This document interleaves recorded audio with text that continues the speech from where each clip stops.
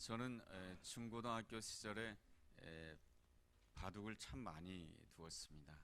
그래서 이 방학이 되면 친구들과 함께 바둑으로 시간을 보낸 적이 많이 있습니다. 그래서 이 바둑으로 시간 보내는 것이 기가 막힙니다. 한 판 뜨면 3시간이 지납니다. 그래서 이제 두 판 뜨면 6시간, 세 판 뜨면 하루 종일 바둑을 두게 됩니다. 근데 바둑을 뜰 때 재미있는 한 가지 사실이 있습니다. 그게 뭐냐 하면 제가 바둑을 뜰 때보다 제가 바둑을 뜨지 않고 훈수를 뜰 때 훨씬 더 제가 바둑을 잘 뜨더라라고 하는 것입니다. 제가 직접 바둑을 뜰 때는 왜 그런가 하니 내가 바둑을 뜰 때에는 나의 집을 어떻게 넓힐 것인가, 나의 수에만 이제 갇히기가 쉽습니다. 그러다 보면은 상대방의 수를 못 읽게 되고 또 바둑판의 전체 판도를 읽지 못하게 됩니다. 반면에 그 훈수를 뜨게 되면은 내가 두는 것이 아니죠. 친구들이 두고 있으니까 이 친구의 수도 보이고 저 친구의 수도 보입니다. 바둑 전체가 보이게 되는 것이죠. 이 바둑판의 전체가 보이게 되면 이 수를 놓은 다음에 그 다음에 어떤 수를 놓아야 될지 이렇게 눈에 보이게 되는 것이죠. 근데 내가 두면 그게 잘 안 보인다라고 하는 것이죠. 이것이 바로 아마추어의 한계입니다. 프로 전문 바둑 기사들이 있습니다. 아마추어에서 프로가 되려면은 반드시 거쳐야 되는 단계가 있습니다. 그게 뭐냐면 바둑을 둘 때에 훈수를 두는 것처럼 둘 수 있어야 된다라고 하는 것입니다.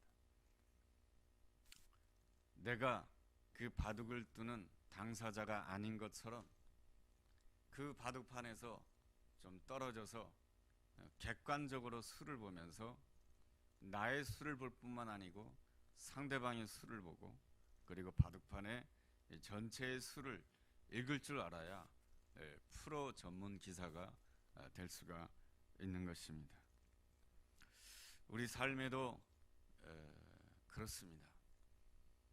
사람과의 관계가 있고 또 우리 삶에 여러 가지 문제와 여러 가지 숙제가 있습니다. 그 사람과의 그 관계 속에서 또 여러 가지 숙제와 문제 앞에서 나의 수에만 딱 갇히게 되면, 나의 입장에만 딱 갇히게 되면 내가 그 다음에 무엇을 해야 될지 잘 알 수가 없게 되는 것입니다. 마치 자기의 인생을 볼 때에도 한 걸음 떨어져서 훈수를 보는 것처럼 자기의 인생을 볼 수 있어야 되는 것입니다. 그래야 나의 삶에 있어서 이것이 부족하고 또한 상대방에게는 또 무엇이 필요한지 내가 잘 알 수 있어서 그 다음에 무슨 말을 해야 되고 그 다음에 무슨 행동을 해야 될지를 알 수가 있게 되는 것입니다. 우리 삶에 진정한 훈수를 놓을 수 있는 분이 누구이시겠습니까? 온 천지를 창조하신 하나님이십니다. 하나님은 우리의 시작을 아시는 하나님이십니다. 천지를 창조하셨기 때문에 우리의 시작을 아시고 우리의 끝을 아시고 우리의 과정을 아시고 우리의 인생의 결말이 어떻게 될지를 하나님이 가장 잘 아십니다. 그래서 우리가 하나님 말씀에 경청하는 것입니다. 하나님 말씀을 경청하고 하나님의 말씀을 듣는다라고 하는 것은 하나님께로부터 훈수를 듣는 것이요. 그럴 때 우리가 우리 인생에 한 수 한 수를 놓을 때마다 하나님의 인도를 받을 수가 있는 것입니다. 그런 점에 있어서 신앙생활을 이렇게 표현할 수가 있습니다. 신앙생활이라고 하는 것은 나의 시선에서 해방되는 것이다. 신앙생활이라고 하는 것은 나의 입장에서 자유해지는 것이다. 대신 하나님의 시선에서 또한 하나님의 입장에서 나를 바라보면서 또한 내가 어떻게 생각하고 내가 어떻게 행동해야 될지를 선택하고 결정하는 것이다 라고 이렇게 표현을 할 수가 있겠습니다. 그런데 우리는 우리의 시선을 나에게서 잘 떼지를 못합니다. 우리는 늘 나의 입장에 얽매이고요, 그리고 나의 시선에 사로잡힙니다. 그러다 보니까 우리가 쉽게 슬퍼하고 쉽게 미움에 빠지고 쉽게 절망하는 그러한 모습을 가질 수밖에 없습니다. 이러한 모습이기에 성경에서는 우리 인간의 모습에 대해서 이렇게 정의를 내리고 있습니다. 로마서 6장 23절에 있는 말씀처럼 모든 사람이 죄를 범하였음에 하나님의 영광에 이르지 못하였다라고 말씀해 주고 있습니다. 죄라고 하는 것이 무엇입니까? 히브리어로 하마르티아입니다. 하마르티아라고 하는 뜻은 무슨 뜻입니까? 빗나갔다, 이런 뜻입니다. 우리는 항상 나의 시선에 사로잡히고 나의 입장에만 얽매여 있기 쉽기 때문에 우리의 시선은 항상 빗나갑니다. 어디에서 빗나가느냐? 하나님의 시선에서 빗나가고 하나님의 뜻에서 빗나가고 하나님의 계획에서 빗나갑니다. 그러다 보니 그 결과가 무엇이냐면 우리 삶에 하나님의 영광이 나타나지 않는다라고 하는 것입니다. 우리 삶에 어떤 문제가 있고 어떤 어려움이 있느냐, 이것도 문제가 되겠지만은 실제로 우리 삶에 가장 중요한 문제는 하나님이 나타나느냐 하나님이 나타나지 않느냐, 그것이 더 중요한 것입니다. 아무리 멋있고 큰 빌딩이 서 있어도 그곳에 하나님의 영광이 없으면 그 마지막은 다 바벨탑과 같이 헛된 것일 수밖에 없는 것입니다. 아무리 작고 보잘것없는 그러한 한 인생이라 할지라도 그 인생 가운데 하나님의 영광이 임하게 되면 그 인생은 굉장히 소중한 인생이 되는 것입니다. 아브라함과 같은 경우에는 일생을 나그네로 산 사람입니다. 나그네로 산다라고 하는 것은 특별히 자기 거처가 없었다라고 하는 것입니다. 요즘 말로 하면 새들어 산다라고 하는 것이죠. 그렇게 평생 산 사람이지만은 그의 삶 가운데는 하나님의 영광이 임하였습니다. 그의 삶 가운데는 늘 하나님이 나타났고 하나님의 영광이 나타났습니다. 그러기에 오늘날에 전 세계 사람들은 이 아브라함이라고 하는 그 이름을 다 기억하고 있습니다. 이 하나님의 영광이 그만큼 놀랍습니다. 우리가 하나님의 나의 시선에서 벗어나서 이 하나님의 시선을 가지지 못하는 가장 중요한 이유가 있습니다. 그것은 내가 나를 볼 때에 나를 꽤 괜찮은 사람이라고 생각하기 때문에 그렇습니다. 여러분은 어떻습니까? 내가 내 자신을 볼 때에 내가 꽤 괜찮은 사람이라고 늘 생각하십니까? 나를 꽤 괜찮은 사람이라고 생각하면 할수록 나는 어떤 사람이냐 하면 잘 듣지 못하는 사람입니다. 나를 꽤 괜찮은 사람이라고 생각하면 생각할수록 쉽게 분노하게 됩니다. 왜냐하면 자존심이 강하기 때문에 그런 것이죠. 오늘 우리가 읽은 사도행전 4장 1절에 보면 이런 사람들이 나옵니다. 제사장들, 성전 맡은 자들, 사두개인들. 이 사람들의 공통점이 있습니다. 모두가 다 하나같이 자기 자신을 꽤 괜찮은 사람들이라고 생각하는 사람들입니다. 자기를 꽤 괜찮은 사람이라고 생각하면은 금방 자기 시선에 갇히는 사람이 되고 자기 의에 갇히는 사람이 됩니다. 자기 시선에 갇히고 자기 의에 갇히면 그것으로 끝나는 것이 아닙니다. 하나님의 아들이신 예수 그리스도가 이 땅에 오셨음에도 불구하고 예수 그리스도를 알아보지 못합니다. 이것은 다시 달리 말한다라고 한다면 자기 의에 갇히고 그리고 또한 자기의 입장에만 갇히게 되면은 지금 하나님께서 바로 옆에 와 계셔서 바로 지금 나를 도와주시려고 하는데 그 하나님의 도움을 내가 보지 못하게 됩니다. 이것이 바로 가장 안타까운 현실이며 하나님의 영광에 이르지 못하는 현실인 것입니다. 그 사두개파 사람들은 자기 의의 갇힘으로 인하여서 이 땅에 목수의 아들로 오신 예수 그리스도, 그리고 가난한 자들과 함께 하신 예수 그리스도, 세리와 죄인들과 친구가 되어주시는 그 예수 그리스도를 알아보지 못한 것입니다. 오히려 예수 그리스도는 자기의 의를 높이는데 방해가 된다고 생각하였습니다. 자기의 입장을 지키는데 오히려 회방을 놓는 자가 된다고 생각하였습니다. 그래서 예수님을 십자가에 죽이는 자가 됩니다. 그렇지만 예수님은 생명이십니다. 예수님은 결단코 사망에 매여 있을 수 없습니다. 어떤 문제, 어떤 형편 가운데 있다 할지라도 생명이신 예수님께서는 결단코 사망에 매여 있을 수가 없습니다. 그래서 3일 후에 부활하시게 됩니다. 예수님의 제자들이 이것을 선포하게 됩니다. 예수님이 부활하셨습니다. 예수님의 부활을 선포하게 되었을 때 부활하신 주님께서 나면서 걸을 수 없는 그 인생을 일으키시고 그 인생으로 하여금 하나님을 찬미하게 하십니다. 여러분, 하나님이 누구에게 나타났습니까? 자기를 꽤 괜찮다고 생각하는 그 바리새인과 사두개파 사람들에게는 하나님이 영광으로 나타나지 않았습니다.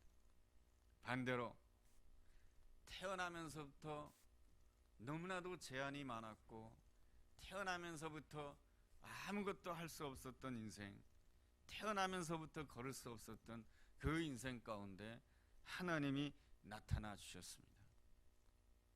그렇다라고 한다면 이 사두개파 사람들은 이 사실을 보면서 회개해야 됐던 것입니다. 왜 하나님께서는 나의 삶 가운데 나타나지 않았을까? 왜 하나님께서는 내가 보기에 형편없다고 생각되는 저 나면서 걸을 수 없는 인생에게 나타났을까? 이것 때문에 심각하게 고민하고, 왜 나의 삶 가운데는 하나님의 영광이 나타나지 아니할까? 왜 나의 삶 가운데는 하나님의 기쁨이 임하지 아니할까? 왜 나의 삶 가운데는 하나님의 은혜가 임하지 아니할까? 그것 때문에 심각하게 고민하면서 하나님 앞에 마음을 찢는 회개를 했다라고 한다면 그 사두개파 사람이나 바리새파 사람들은 위대한 하나님의 사람들이 되었을 것입니다. 그러나 그들은 그렇게 하지 않았습니다. 자신의 의를 포기하지 않았습니다. 자신의 생각을 포기하지 않았습니다. 바로 자기 자신 안에 여전히 갇혀 있습니다. 자기 자신 안에 갇혀 있음으로 인하여서 계속해서 하나님과 멀어진 행동을 하게 됩니다. 그 하나님과 멀어진 행동이 무엇이냐면 예수님이 부활하셨다라고 선포하는, 예수님의 이름을 선포하는 그 제자 베드로와 요한을 가두게 됩니다. 그들은 그 예수님의 제자들을 얼마든지 죽일 수가 있었습니다. 왜냐하면 그들은 산헤드린 공의회 회원이었기 때문에 그렇습니다. 당시 유대 땅은 로마의 식민지입니다. 그렇다 할지라도 산헤드린 공회에 상당한 권한이 부여되어 있었습니다. 사형을 집행하는 권한 이외에는 이 산헤드린 공회에다가 많은 권한이 주어져 있었습니다. 그래서 백성을 가둘 수가 있었고, 백성을 향해서 재판할 수가 있었고, 백성을 사형시킬 수는 없었지만은 40에 가만, 40에 하나를 가만, 그러니까 39대 매를 때릴 수 있는 권한이 사내들인 공회에 부여되어 있었던 것입니다. 이것은 사두개파와 로마 정부 간의 협약이었던 것입니다. 그래서 사내들인 공회에 이 베드로와 요한이 잡혔다라고 하는 것은 그들이 뭡니까? 감옥에 계속 잡힐 수 있다라고 하는 얘기며, 그들이 뭡니까? 퇴장으로 39대를 맞을 수 있다라고 하는 것입니다. 그리고 심지어 오늘 우리가 읽은 사도행전 4장 13절에 보면은 이런 하반절에 이런 말씀이 있습니다. 예수와 함께 있던 줄을 알고. 그 사두개파 사람들은 베드로와 요한이 예수님과 함께 있었던 사람인 줄 알았습니다. 그러니 예수님을 십자가형에 내어놓았으니 이 사람들도 로마 정부와 협력하여서 십자가형에다가 얼마든지 내놓을 수 있는 힘을 가진 사람이 사내들인 공회 사람들이었고 사두개파 사람들이었던 것입니다. 그렇지만은 그들이 그 일을 하기에는 문제 한 가지가 있었습니다. 그게 뭐냐 하면은 14절의 말씀입니다. 병 나은 사람이 그들과 함께 서 있었습니다. 병 나은 사람이 누구이겠습니까?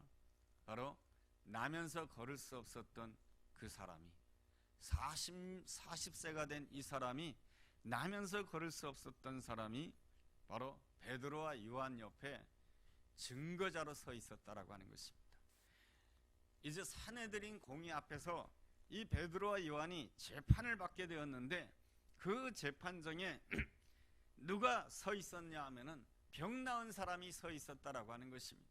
서 있었다라고 하는 것은 숨어서 이 재판의 결과가 어떻게 될지를 바라보았다라고 하는 것이 아니라 자기 자신을 드러내놓고 내가 이들이 전하는 예수 그리스도의 이름으로 인하여서 내가 병이 낫게 됐고 일어나는 자가 되었고 걷게 되었고 뛰는 자가 되었다라고 하는 것을 자기 자신을 나타내고 있다라고 하는 것입니다. 사실은 이 병 나은 사람 40세나 되었습니다. 예수님 당시에 사람들의 평균 연령이 40세였다라고 합니다. 그러니까 우리나라 옛날에 보면은 60세가 되면은 환갑잔치를 하는 것이 그 60세를 넘기기 어렵기 때문에 환갑잔치를 하는 것 아니겠습니까? 근데 예수님 당시에는 이 40세가 그 우리나라 사람들이 말하는 환갑이랑 비슷한 나이였던 것입니다. 그러니 이 사람이 이 40세를 살게 되었으니 40세 동안 살았지만은 이 40세 동안 정말로 얼마나 남들에게 천대를 받으면서 그리고 걷지도 못하면서 평생을 구걸하면서 사는 그러한 인생이었습니다. 그러다 보니 그의 삶이 얼마나 부정적이었을까요? 나는 왜 이렇게 치도 복이 없어가지고 정말로 이렇게 남들에게 구걸하면서 살아야 되는가? 내 인생은 왜 이런가? 이런 것에 대한 그 생각 때문에 그 머릿속에 온통 부정적인 생각에 사로잡혔을 것이라고 생각이 되는데요. 그런데 이제는 베드로와 요한을 통해서 예수 그리스도의 이름을 통하여서 그가 이제 모든 병에서 회복되었습니다. 그러면 이때까지 살아온 그 40년의 생애가 너무너무 억울하지 않겠습니까? 그렇다고 한다면 앞으로 남은 생애가 얼마나 될지 모르지만은 10년이 될지 20년이 될지 모르지만은 그 생애를 지금 마음껏 한번 내가 뛰면서 살아야 되고 내가 마음껏 내 자유를 위하여서 마음껏 나를 위하여서 살아야 되지 않겠습니까? 그런데 이 병 나은 사람이 베드로와 요한의 곁을 떠나지 않습니다. 내가 있어야 될 자리는 바로 이 자리다라고 하는 것입니다. 왜 그랬을까요? 그가 병 고침을 받으면서 예수 그리스도를 만났기 때문에 그런 것입니다. 바로 이 병 나은 사람이 생각하기를 나의 인생은 태생으로 인해서 결정된다고 생각하였습니다. 내 인생은 형편에 의해서 결정된다고 생각하였습니다. 사람들의 시선이 차갑습니다. 그리고 나는 태어날 때부터 걸을 수가 없었습니다. 내 인생은 이러한 태생으로 결정되고 사람들의 차가운 시선으로 내 인생은 결정된다고 생각하였지만은 그가 예수 그리스도의 이름을 만난 그 이후부터 그의 생각이 변화되었는데, 내 인생은 태생으로도 결정되지 아니하고 사람의 시선으로도 결정되지 아니하고, 내 인생은 바로 나를 위하여 십자가에 죽으시고 나를 위하여 부활하신 예수 그리스도로 인하여 내 인생은 결정되는 줄로 믿습니다. 그렇게 고백한 거예요. 그래서 어쩌면 베드로 요한의 옆에 선다라고 하는 것은 베드로 요한과 함께 감옥에 갇힐 수도 있는 것입니다.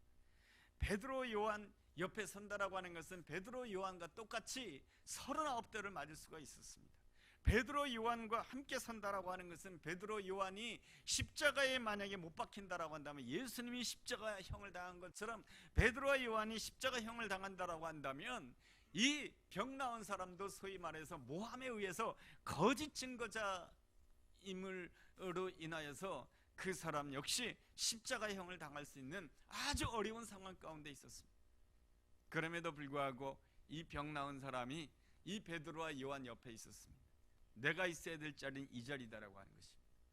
그 자리는 어떠한 자리입니까?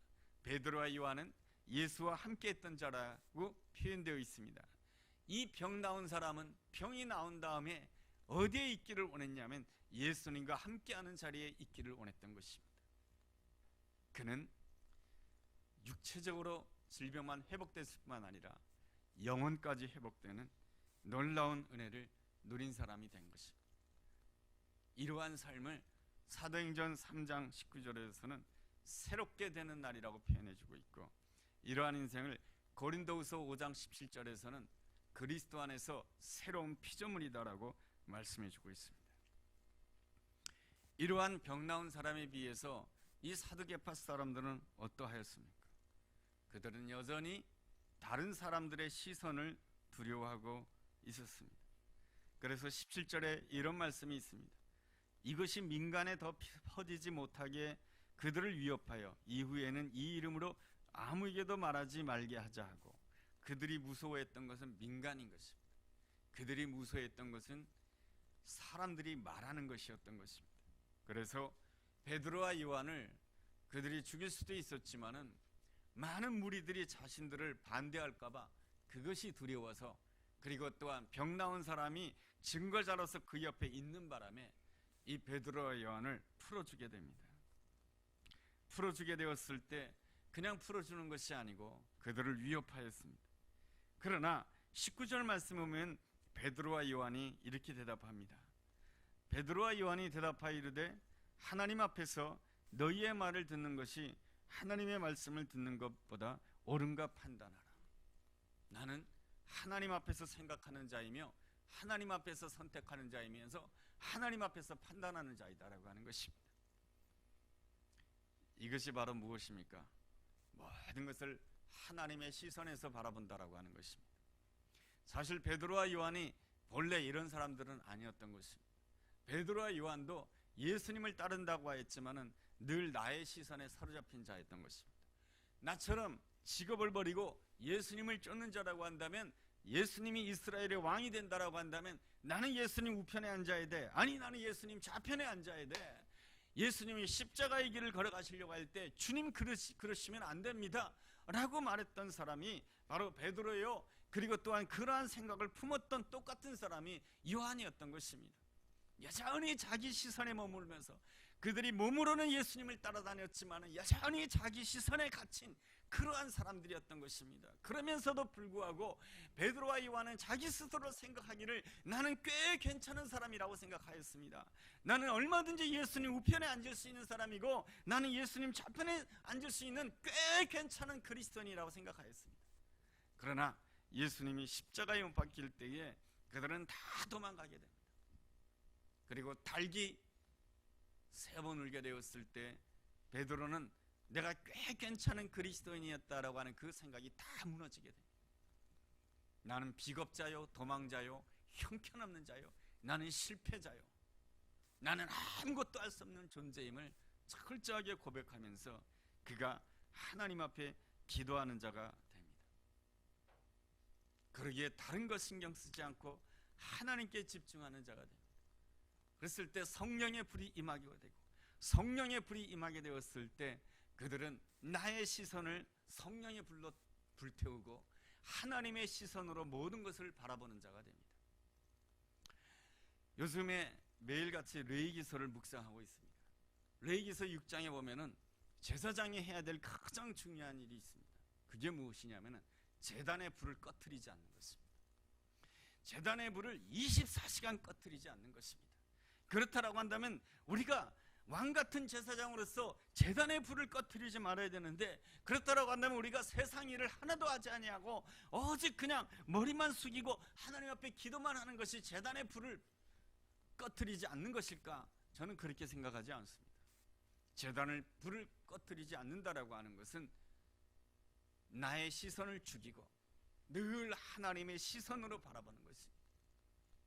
하나님의 시선으로 바라볼 때만이 우리가 하나님의 영광을 볼 수가 있고 하나님의 일하심을 볼 수가 있는 것입니다.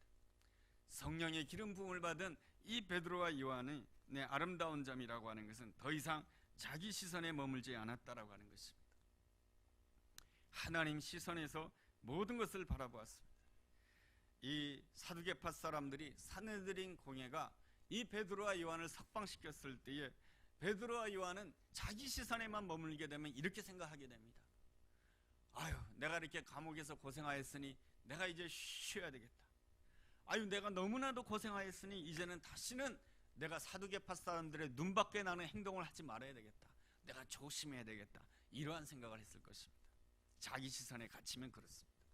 그러나 이 베드로와 요한은 자기의 시선을 성령의 불로 태워버렸습니다. 그리고 하나님의 시선으로 바라보았습니다. 하나님의 시선으로 바라보았을 때 이제 내가 석방되었으니 제일 먼저 해야 될 일이 무엇이냐? 바로 나를 위해서 중보 기도하는 자들을 향해서 달려가는 것입니다. 그래서 오늘 우리가 본 사도행전 4장 23절에 사도들이 노임에 그 동료들에게 가서 제사장들과 장로들의 말을 다 알렸다라고 했습니다. 그리고 함께 기도하기 시작했다라고 하는 것입니다.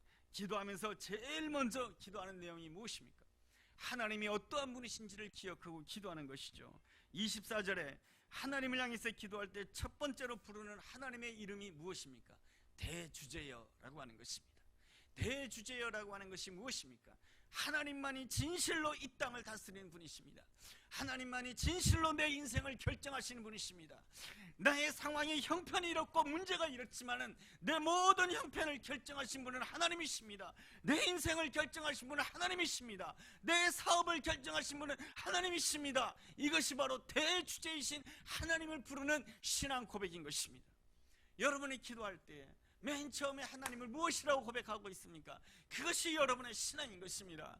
내가 하나님을 향해서 처음으로 고백할 때 나의 대주제이신 하나님이시여 라고 하는 것은 하나님께서 내 인생을 결정합니다. 하나님께서 내 목회를 결정합니다. 하나님이 나의 사업을 결정합니다. 하나님이 나의 직장을 결정합니다. 하나님이 나의 미래를 결정합니다 라고 고백하는 것이 신앙인 것입니다. 여러분, 베드로와 요한이 감옥에서 나온 다음에 재판장에서 석방된 다음에 제일 먼저 달려간 것이 기도의 자리인 것입니다. 여러분, 기도하면 더 기도하게 됩니다.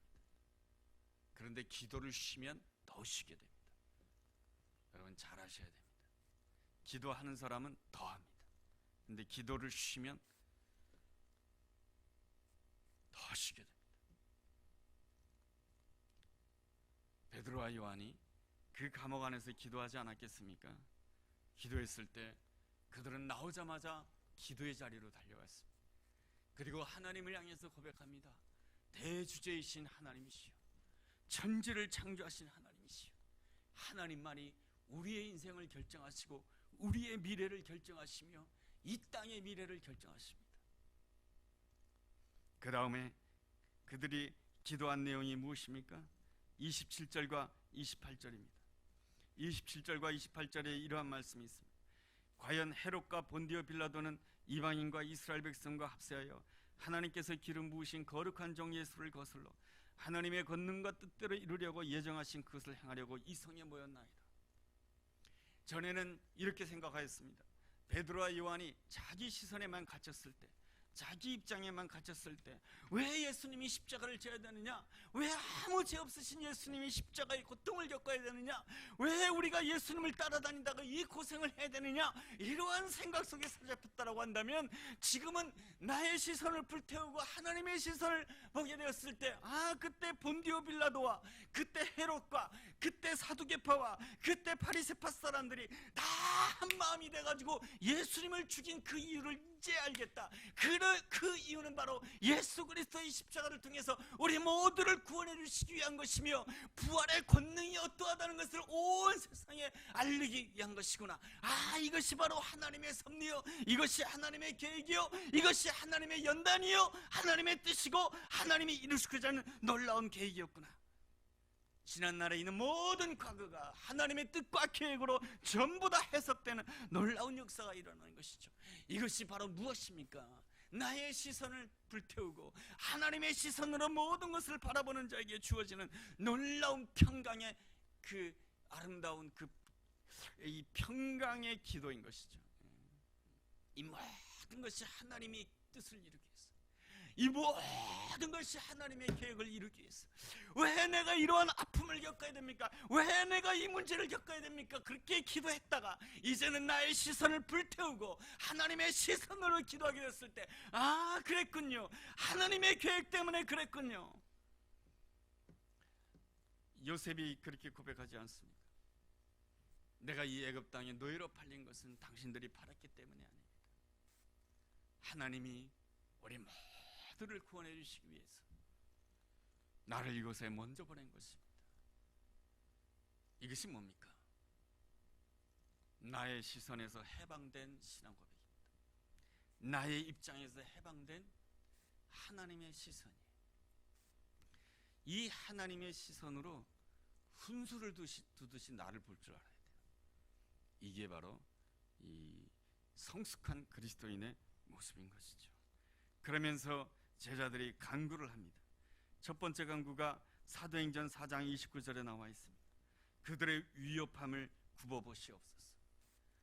이 베드로와 요한도 이 사두개파 사람들의 위협이 두려웠던 것이죠. 그래서 그들을 굽어부옵소서, 위협함에서 나를 보호해달라고 하는 것이죠.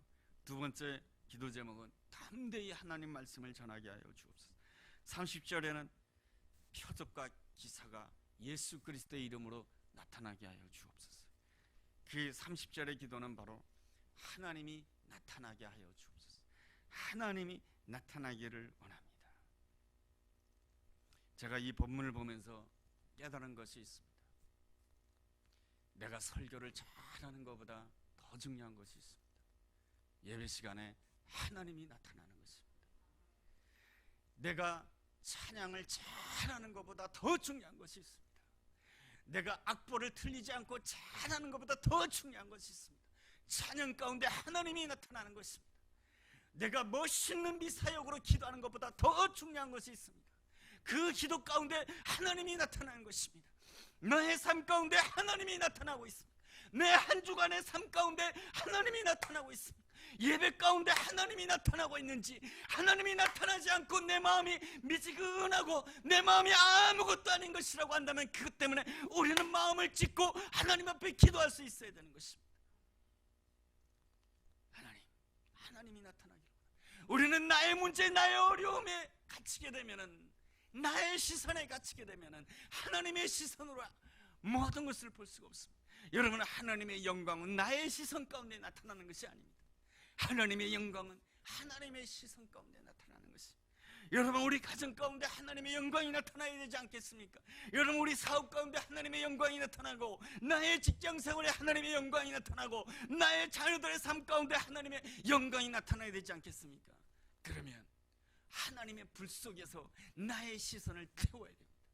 여러분, 나의 시선을 태우는 것은 아파요. 나의 시선을 태우는 것은 괴로워요. 제일 어려운 게 나의 시선을 불태우는 게 제일 어려운 거예요. 나의 입장을 불태우는 게 어려운 거예요. 나의 입장을 불태우면 어떤 거친 말을 들어도 그 모든 것들이 아무것도 않지만 지나갈 수 있어야 되는 거예요. 이 모든 것들도 하나님께서 필요해서 나에게 주시는 말씀입니다. 그 다 듣는 거죠. 여러분, 하나님의 시선으로 볼 수 있어야 돼요. 그래서 여러분 사도행전 4장 31절에 이런 말씀이 있습니다. 빌기를 다하며 여러분 기도를 다 한다는 게 어디 있겠습니까? 우리는 항상 기도해야 되는 거죠. 빌기를 다 했다라고 하는 것이 무엇입니까? 기도하는 가운데 나의 시선을 죽였다라고 하는 것입니다. 기도하는 가운데 하나님의 시선으로 모든 것을 보게 되었다, 이런 뜻입니다. 내가 열심히 기도했다라고 하는 것은 무엇이냐? 기도하는 동안에 나의 시선을 전부 다 죽였다라고 하는 것이며 하나님의 시선으로 모든 것을 보게 되었다라고 하는 것입니다. 그랬을 때 어떤 역사가 일어나냐? 모인 곳에 진동하는 역사가 일어났다라고 하는 것입니다. 여기 진동이라고 하는 것은 원어로 본다라고 하면 샬료라고 기록되어 있습니다. 샬료라고 하는 것은 무엇입니까? 바다의 그 파도가 치는 것, 바다의 파도 치는 모습을 진동이라고 표현합니다. 우리 삶 가운데 나의 시선으로 보면은 항상 파도가 밀려옵니다. 나의 시선으로 보면은 근심의 파도가 밀려오고, 위협함의 파도가 밀려오고, 걱정의 파도가 밀려오고, 슬픔의 파도가 밀려옵니다. 절망의 파도가 밀려옵니다. 내가 앞으로 어떻게 살 것인가 걱정하고 이 모든 문제를 어떻게 헤쳐나갈 것인가, 그 파도가 계속해서 밀려오는데 내가 하나님 앞에 빌기를 다할 때 어떤 역사가 일어나느냐? 그 문제의 파도보다 더 큰 은혜의 파도, 축복의 파도, 능력의 파도, 평강의 파도가 나에게 넘쳐온다라고 하는 것입니다. 그래서 우리가 빌기를 다해야 되는 것입니다.